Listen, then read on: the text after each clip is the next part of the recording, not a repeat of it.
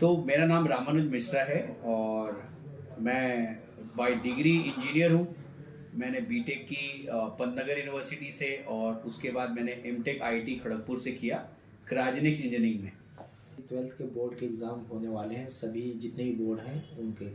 तो बच्चों को आप ऐसी कोई रणनीति बताना चाहेंगे जो उनके सीयूटी की परीक्षा में भी ठीक रहे और जो बोर्ड का परीक्षा है उसमें भी अच्छे मार्क्स आ जाए?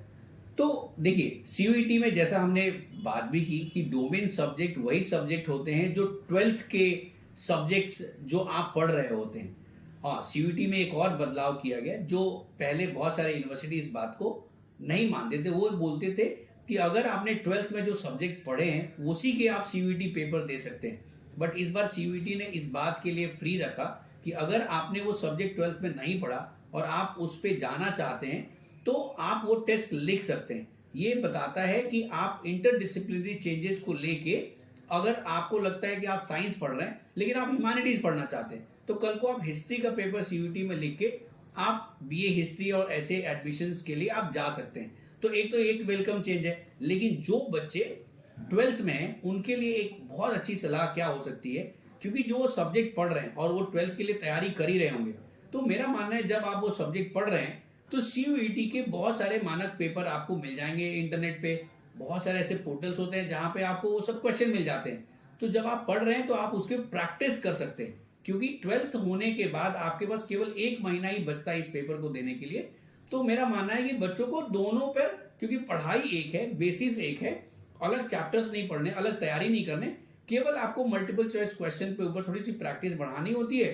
तो मुझे ऐसा लगता है कि बच्चों को साथ साथ में अपने रुचि वाले या वो सब्जेक्ट जिसमें वो सीयूईटी देना चाहते हैं उसके टेस्ट देते रहने चाहिए। जो सेंट्रल यूनिवर्सिटीज़ होती हैं उसमें दाखिले की प्रक्रिया में सीयूटी की क्या भूमिका रहती है?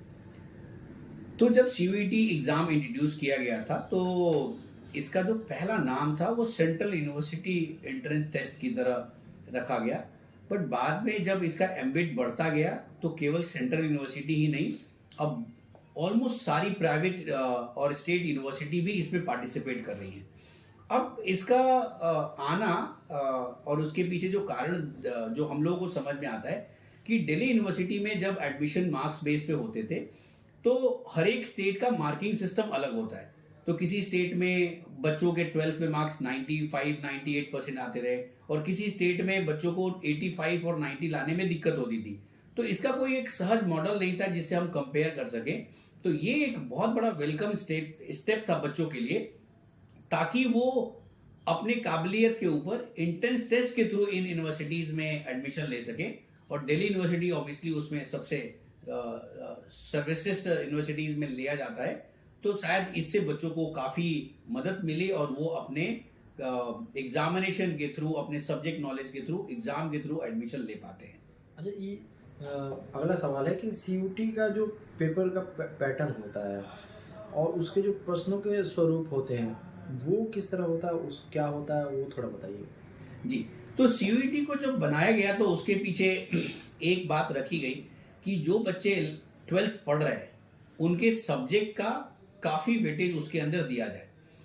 लेकिन क्योंकि वो बच्चे आगे बढ़ के बहुत सारे अलग अलग डोमेन में अपनी पढ़ाई करने जाते हैं, कंपटीशन में जाते हैं, तो एक एलिमेंट लैंग्वेज का रखा गया कि बच्चा एक लैंग्वेज में भी अच्छा कर रहा हो और साथ में एक एप्टीट्यूड की भी मार्किंग रखी गई, ताकि ऐसे सब्जेक्ट जहां पे इंटरडिसिप्लिनरी बच्चे जा रहे हों, अगर मैं कॉमर्स पढ़ता हूं, शायद मुझे आर्ट्स पढ़ना हो या मुझे मैनेजमेंट पढ़ने जाना हो या मुझे लॉ पढ़ने जाना हो, तो एक एप्टीट्यूड टेस्ट की भी व्यवस्था की गई। तो मूलतः ये देखिए, तो 3 सेक्शंस होते हैं।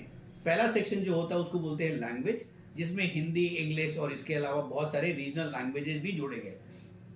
और जो दूसरा सेक्शन होता है उसको बोलते हैं डोमेन सब्जेक्ट्स, जिसमें जो आपने 12th में पढ़ाई की है उन्हीं में से चुने हुए सब्जेक्ट्स आप उसमें ले सकते हैं। और थर्ड सेक्शन होता है जिसको बोलते हैं जनरल एप्टीट्यूड टेस्ट। पिछले साल इसका नाम जनरल टेस्ट हुआ करता था, बट अब इसको चेंज करके जनरल एप्टीट्यूड टेस्ट कर दिया गया।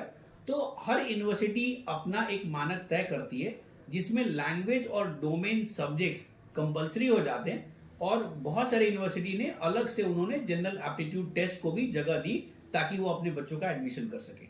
अच्छा, एक बच्चों में बड़ा कंफ्यूजन रहता है सीयूटी में नेगेटिव मार्किंग को लेके, तो इसको स्पष्ट कीजिए ताकि बच्चे थोड़ा समझ पाए कि क्या नेगेटिव मार्किंग होती है या नहीं होती है सीयूटी में। जी, तो सीयूईटी नहीं, आप अगर कोई भी कॉम्पिटिटिव एग्जामिनेशन में अगर आप जाते हैं तो एक अच्छी बात होती है कि आप एग्जामिनेशन लिख रहे होते हैं, लेकिन साथ में आप नेगेटिव मार्किंग जब होता है तो आप थोड़े सजग होकर लिखते हैं। तो सीयूईटी ने जो फॉलो किया वो 5 मार्क्स अवॉर्ड करते हैं सही होने पे, और 1 मार्क्स वो कट कर लेते हैं अगर आपके सवाल गलत होते हैं तो इसको 20% नेगेटिव मार्किंग आप कह सकते हैं, और जनरली 25% तक भी होता है बहुत सारे एग्जामिनेशन में। लेकिन सीयूईटी 5 फॉर राइट आंसर और -1 फॉर नेगेटिव, मतलब रॉन्ग आंसर के लिए यूज करते हैं। सीयूटी के जो स्कोर होता है उसके आधार पे कौन कौन से जो यूनिवर्सिटीज़ हैं उसमें दाखिला लिया जा सकता है। सीयूईटी, जैसा मैंने पहले भी बताया कि सीयूईटी सारे सेंट्रल यूनिवर्सिटी, जितने प्रोमिनेंट स्टेट यूनिवर्सिटीज़ हैं, अब अगर मैं नाम ले लूँ, सो Delhi University, Jamia Millia Islamia, then Aligarh Muslim University, BHU, Allahabad University, Hyderabad universities, तो आप जितने प्रोमिनेंट नाम सेंट्रल यूनिवर्सिटी में सुनते हैं वो सारे ही लेते हैं। और प्राइवेट यूनिवर्सिटीज़ भी, जैसे आप अगर आप नोएडा दिल्ली रीजन में हैं जो आपके लिए गलगोटिया यूनिवर्सिटी, अमेठी यूनिवर्सिटीज और शारदा यूनिवर्सिटी, ये सब लोग भी अब आगे बढ़ के सीयूईटी के स्कोर पे एडमिशन्स लेते हैं। सीयूटी में कुछ नए बदलाव भी 2025 के प्रवेश के लिए हुए हैं, वो क्या है वो थोड़ा बताइए ताकि बच्चे जान सके।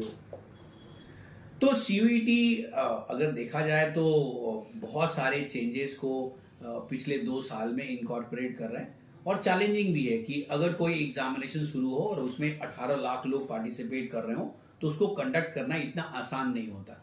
तो लास्ट ईयर एक बदलाव किया गया कि बहुत सारे पेपर्स को ऑफलाइन किया गया, लेकिन बाद में सीयूईटी ने इस बात को समझा कि टेक्नोलॉजी की दुनिया में ऑफलाइन पेपर कराने से बहुत सारी परेशानियां आती हैं। तो सीयूईटी ने एक वेलकम चेंज किया, मैं बोलूँगा इसको वेलकम चेंज है। एक कोई कंफ्यूजन नहीं, सारे पेपर ऑनलाइन होंगे। दूसरा, एक मार्किंग सिस्टम में उन्होंने चेंज किया। पहले होता था कि 50 क्वेश्चंस आएंगे, उनमें से आपको 40 क्वेश्चन अटेम्प्ट करने हैं, तो 10 क्वेश्चंस एक तरह से आपको एक्सपेरिमेंट करने के लिए मिल गए कि 10 आप छोड़ सकते हैं। बट बहुत बार ऐसे बच्चे इस बात को इंडिकेट नहीं कर पाते थे, तो अब बहुत ही सिंपल मामला कर दिया उन्होंने कि 50 क्वेश्चंस होंगे और सारे 50 क्वेश्चन आपके लिए कंपलसरी हैं, आप उसको लिखें और उसमें आपको मार्क्स मिलेंगे। और उन्होंने अवधि भी बढ़ा दी, पहले 45 मिनट्स का एक एग्जामिनेशन, एक सब्जेक्ट का टेस्ट हुआ करता था, अब उस 45 मिनट्स को उन्होंने 60 मिनट्स कर दिया। तो 60 मिनट, और अब सभी को 60 मिनट कर दिया गया, तो मार्किंग सिस्टम भी सबके इक्वल हो गए कि अगर आप एक सब्जेक्ट में आप अच्छा करते हैं तो 250 मार्क्स मिलेंगे। पहले क्या होता था कि GAT लिखा तो उसके अंदर आपको 250 मार्क्स मिल रहे हैं, लेकिन किसी डोमेन सब्जेक्ट में आपको केवल 200 मार्क्स मिल रहे हैं। तो बहुत बार जब यूनिवर्सिटीज इसको अपने सिलेक्शन क्राइटेरिया में रखती थी तो किसी का 800 का बेंचमार्क होता था, किसी का 650 का बेंचमार्किंग होती थी। तो मुझे लगता है कि ये एक कंफ्यूजन दूर करने के हिसाब से अच्छी बात है कि सभी सब्जेक्ट 60 मिनट्स के टेस्ट पेपर होंगे, सभी में 50 क्वेश्चंस होंगे, और उसके हिसाब से हर एक यूनिवर्सिटीज अपने हिसाब से उसको तय कर सकती है कि क्या वो मानक रखना चाहते हैं सब्जेक्ट सिलेक्शन के लिए। सर, अंडर प्रिविलेज जो बच्चे रहते हैं उनके लिए भी आप काम कर रहे हैं, उसके बारे में थोड़ा सा बताइए। अंडर प्रिविलेज अगर आप कहें तो मैं ये बोलूँगा कि वो वैसे लोग जिनको हमारी सहायता की ज़रूरत है, और हमारी ही नहीं, मैं बोलूँगा कि ये एक तरह से किसी भी एक ऐसे व्यक्ति के लिए जो सक्षम है और जो किसी को हेल्प कर सकता है। जब आप किसी की हेल्प करते हैं तो ये मान के चले कि मैं हमेशा इस सिद्धांत को मानता हूँ कि बेसिकली आप अपने लिए अच्छा कर रहे हैं, उसके लिए आप क्या अच्छा कर रहे हैं इस बात को छोड़िए, क्योंकि उसने आपको एक मौका दिया कि आप किसी के लिए अच्छा कर सकें। तो एज ए टीचर जब भी हमें मौका मिलता है कि कोई ऐसी बच्चे को हम हेल्प करें ताकि वो एकेडमिक्स में अच्छा कर सके, तो इसको हम अपना काम मान के करते हैं। उसको जो हेल्प होता है तो उसके हिस्से में जाता है, लेकिन हमेशा हमें लगता है कि उसने हमें मौका दिया इस बात को करने के लिए, तो हम उसको लास्ट में हम थैंक यू बोलते हैं, रादर कि वो हमें थैंक यू बोले।